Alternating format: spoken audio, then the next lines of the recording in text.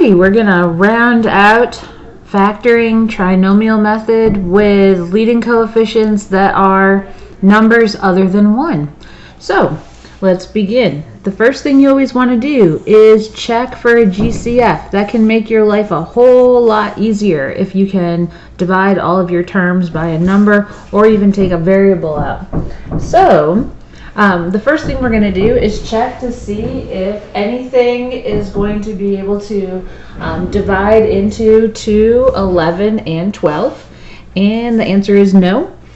These don't have x's, so we can't take an x out. So we're going to go right into trinomial method. So we're going to do 2 times 12, which multiplies to 24.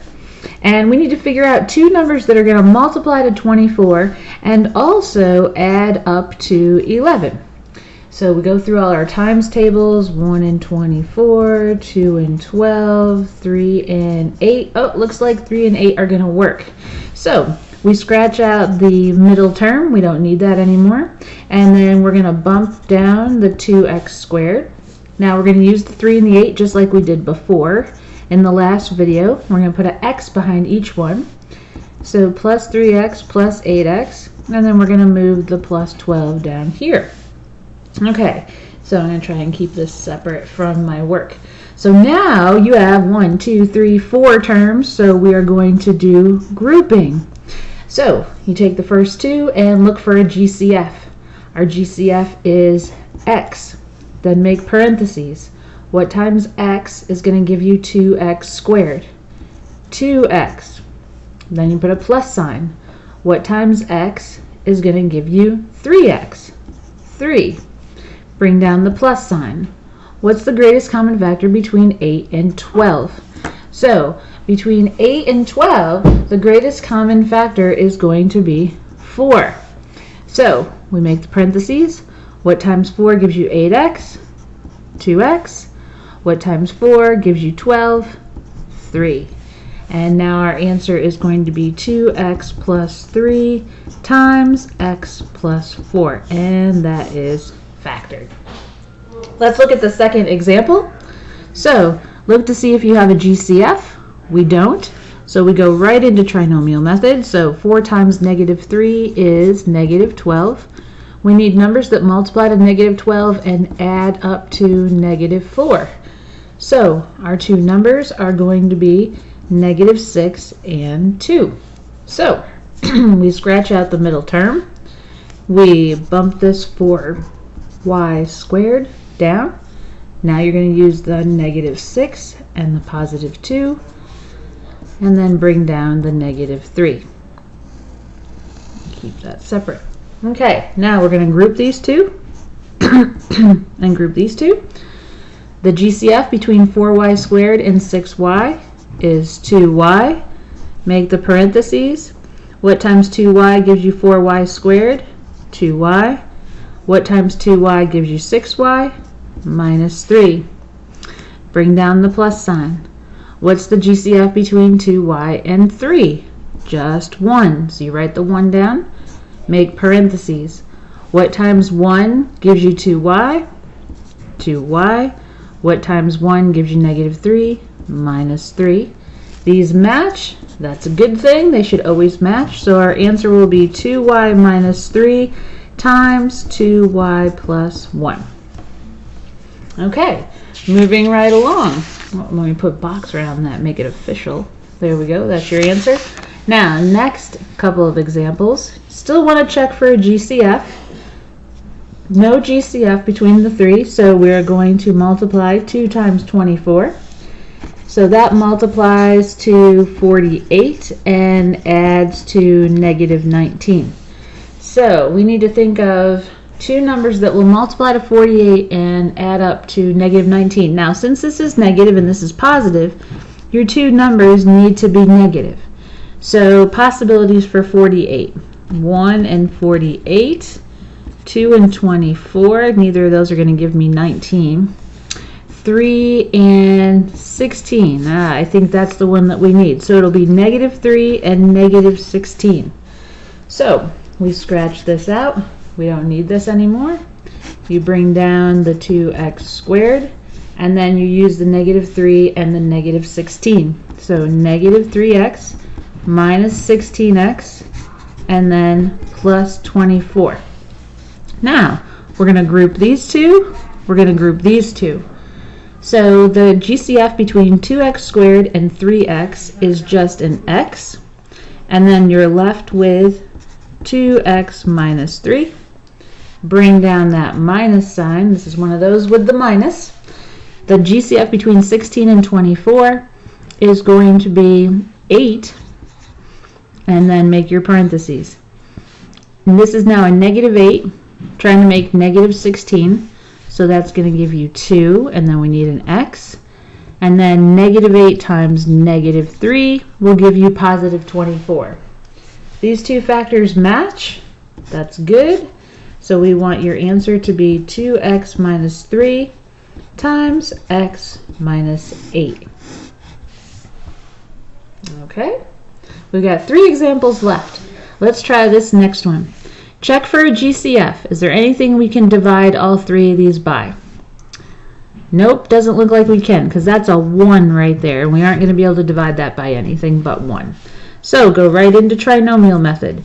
Do 2 times negative 28, which is negative 56. We need numbers that are going to multiply with negative 56 and also add to 1.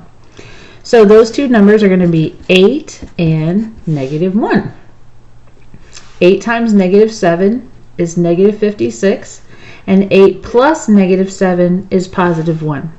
So that's what we use. We're going to get rid of this term, bring down the 2m squared. Now use the 8 and the 7, so plus 8m minus 7m, and then bring down the negative 28. Okay, I'm going to try and separate this from my problem. Okay, so now you're going to group the first two, group the second two. So out of the first two, the GCF is a 2m. Put parentheses. What's left in the parentheses? Well, we're going to need m plus 4. 2 times 4 gives you 8. Bring down the minus sign. The GCF between 7m and 28 is 7.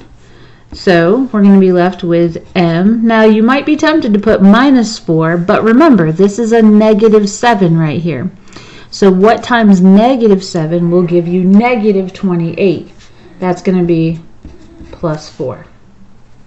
So these match. That means we're in good shape. Your answer will be m plus 4 times 2m minus 7. There's your answer for that one. Okay, so down here, 2 examples left. Take a look and see if you can find a GCF. GCF is going to be 7, right? So we write that 7 down and we make parentheses. What times 7 gives you 14? 2, and then you have an x squared. What times 7 gives you 7? 1. So we just can put an x. And then what times 7 gives you negative 21? Negative 3. Okay? So the reason that we take this GCF out is so that we can simplify our work so that it's not as difficult to do. Otherwise, we would have to do 14 times negative 21. And that would work, but it would really be much harder than just doing 2 times negative 3. Now, this 7 is going to be part of our final answer, but for now we can just kind of cover it up and not look at it. It's just going to be hanging out in the front here, and we don't need it until we write it down at the very end. So we're going to go 2 times negative 3, which multiplies to negative 6. I need numbers that are going to multiply to negative 6 and also add to 1. So the numbers are going to be positive 3 and negative 2. So we're going to scratch this out. We don't need this anymore. Bring the 2x squared down. Then use the 3 and the negative 2. So it'll be plus 3x minus 2x, and then bring the negative 3 down. So now we're going to group these two and group these two. What's the GCF between 2x squared and 3x? That's going to be x. You'll be left with 2x plus 3. Bring the minus down. The GCF between 2x and negative 3 is just 1. And then when we distribute that, it'll be 2x. And then what times negative 1 will give you negative 3? It'll be plus 3. So this will be x minus 1 times 2x plus 3. And then, now we can lift our finger up off that 7, bring the 7 down. That becomes part of your final answer. So your answer is 7 times x minus 1 times 2x plus 3. All right, last example. Check for a GCF. See if there is something that we can divide all three of those by. It looks like 9 is going to go into all three of these. So we're going to write the 9 down, make parentheses. So what times 9 gives you 27? 3, and this will be p squared. What times 9 gives you negative 9? Negative 1 or negative p. And then what times 9 gives you 18? Oh, and I just remembered there's a typo in this one. We need to make this be a minus 18. Okay? Please change that on your notes to a minus 18. So if this was a negative 18, then this would be a negative 2 right here. Okay? All right, now we're going to cover up the 9. We don't need this anymore. We're going to do trinomial method with what's left over. Much smaller numbers, 3 times negative 2. Once again, it's a whole lot nicer than doing 27 times 18. So 3 times negative 2 is negative 6. I need numbers that multiply to negative 6 and also add up to, that's really a 1 right there, negative 1. So the two numbers are negative 3 and 2. So we rewrite this. 3p squared minus 3p plus 2p minus 2. We're going to group them.